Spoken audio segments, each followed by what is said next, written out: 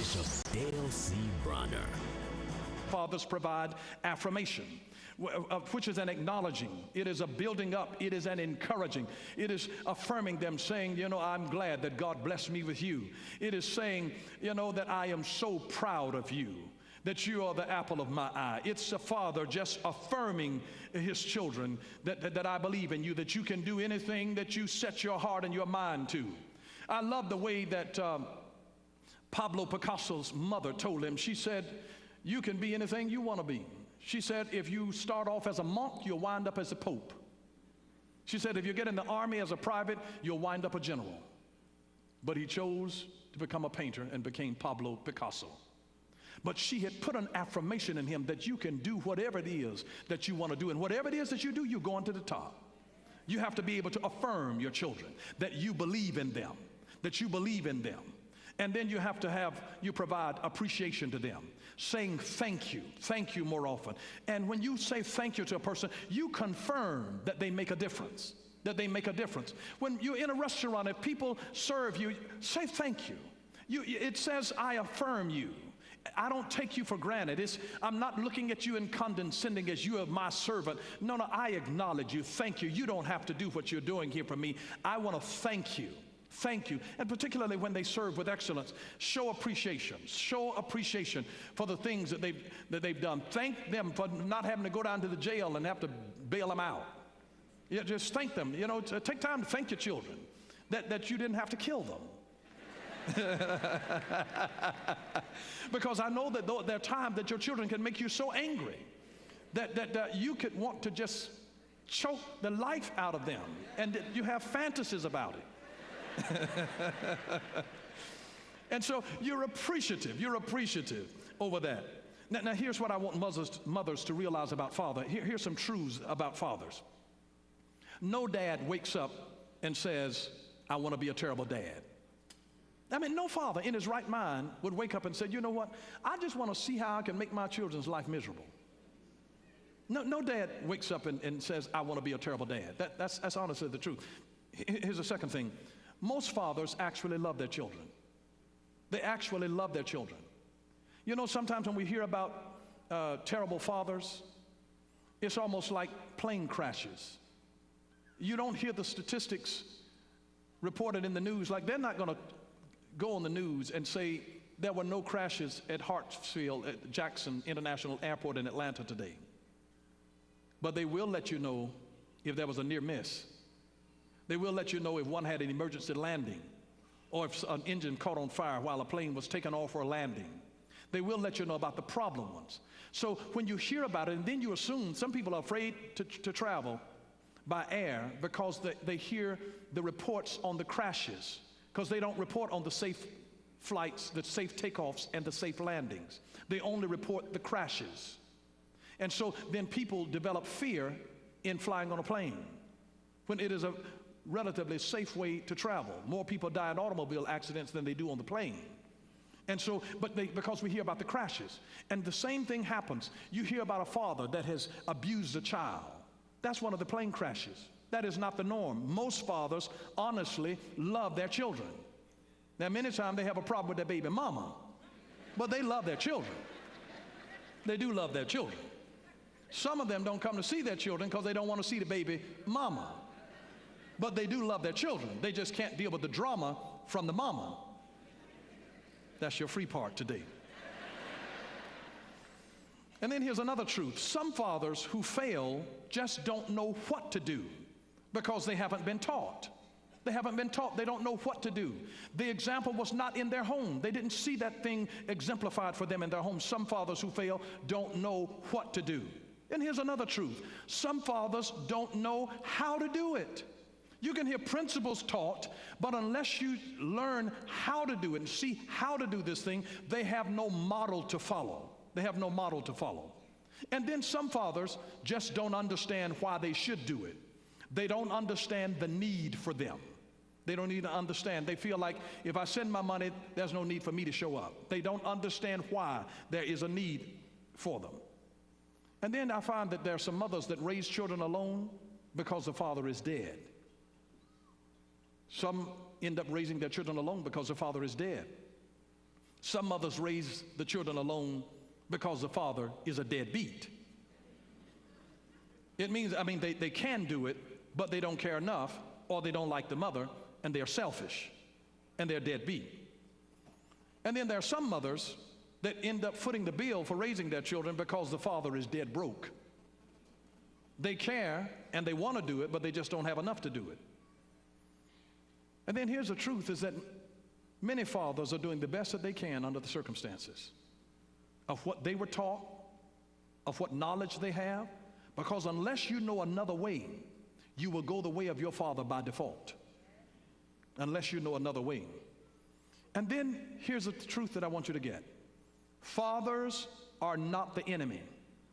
Mothers are not the enemy.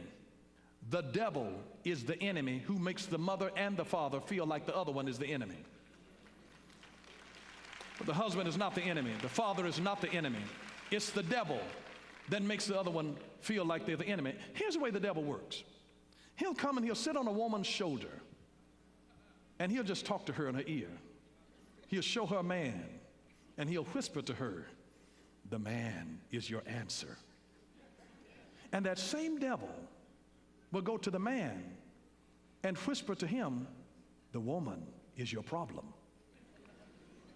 And then when they come together, she's looking and she's saying, "Oh, there is my answer, my knight in shining armor." And then that man is coming in the back of his head, "There is my problem, there is my problem." And both of them have a different expectation one of the other. And now he has set her up for failure because the devil has already told the woman that this man is your answer.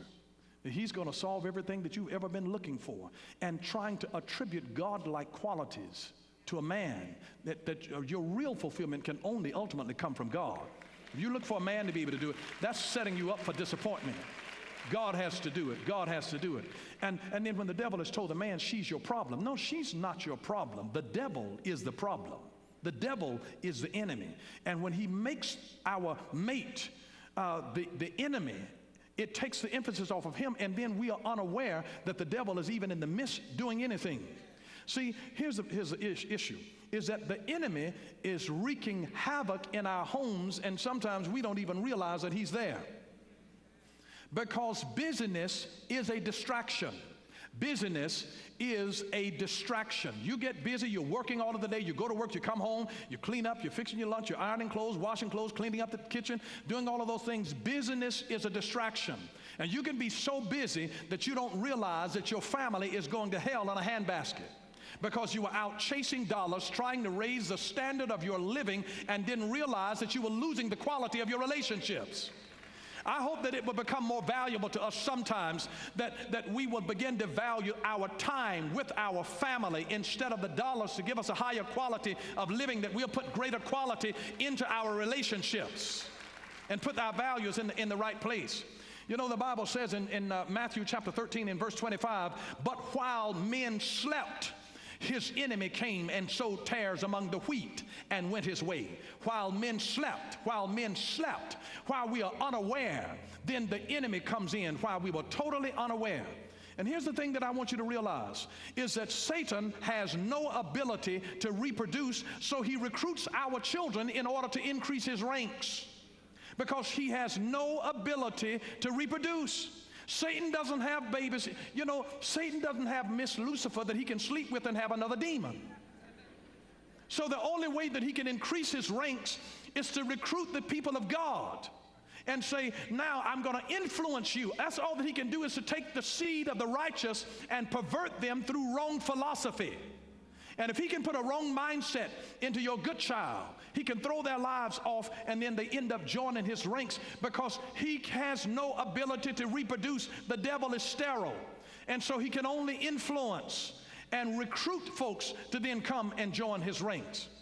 You know, the scary legend is told about the girl that is babysitting at a neighbor's house, and somebody calls the telephone and they breathe heavily and they hang up in her face and they start breathing out threatening things. They call back and they say all kinds of crazy things, tell her what she's wearing and all of that. And the girl calls the police, has the police to trace the call, and the police call the woman back and say, "Get out of the house. because the call is coming from within the house.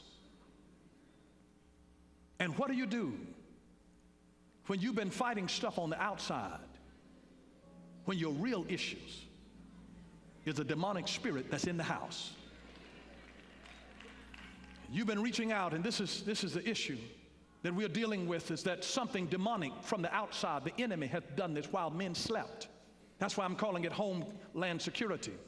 Legacy is the perpetuation of a blessing. Fathers are called to leave a legacy. Legacy is the perpetuation of a blessing. It is the perpetuation of a blessing. We've got a blessing that we need to perpetuate. The blessing of Abraham is still alive because of Abraham's legacy. It was the perpetuation of a blessing. Of a blessing. So his blessing is still being perpetuated in our day and time. I want you to hear this very carefully. Every great legacy starts with one person. Every great legacy starts with one person. Everybody in your family could have been crazy, but every great legacy starts with one person. Will you be that person? That's the question. Will you be that person? Will you be that person that will stand up and say, as for me and my house? God is looking for some Joshuas nowadays to rise up and say, as for me and my house, that you will draw a bloodline in the sands of time and say, devil, you've come thus far and no more. As for me and my house. My daddy might have messed up, my mama might have messed up, my grandmama might have been crazy, my granddaddy might have had a bad temper, but as for me and my house, I'm going to be the one. The legacy is going to begin with me. You have the ability to start a legacy right now, a brand new legacy. Will you be the one? Will you be the one? Listen, leave a name. Don't just make one or take one. Leave a name. Leave a name. Proverbs chapter 22 and verse 1 says that a good name is rather to be chosen than great riches, and loving favor rather than silver and gold. Leave a name. Leave a name. Leave a name. Give them a good name. Every man, the greatest gift that a man could give to a woman is his good name. A good name only comes by good character. It's the greatest gift that a man can give to a woman is his good name, good character. It's the greatest gift that a man can give to a woman. The greatest gift that a woman can give to a man is respect. But let me just remind you that legacy is organizing your life in such a way that you will be a blessing to other people for generations to come. It is organizing your life in such a way that you will be a blessing to other people for generations to come. And when you think about what corrupts a house in terms of poverty, poverty is using up everything that you've got in one generation.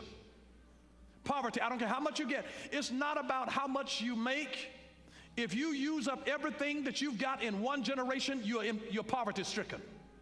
If every generation after you has to start all over again, that's poverty. Poverty is using up everything you've got in one generation. God wants to bless you with a blessing like Abraham, to where you bless your children and your children's children. Your grandchildren ought to be blessed. Your blessing ought to get down at least to where your children teach their children. That's the blessing of legacy that we're talking about. Legacy is nothing but purpose all grown up. When purpose grows up, it looks like legacy. And whether you realize it or not, you are laying a foundation for some kind for somebody, because your deeds affect your seeds.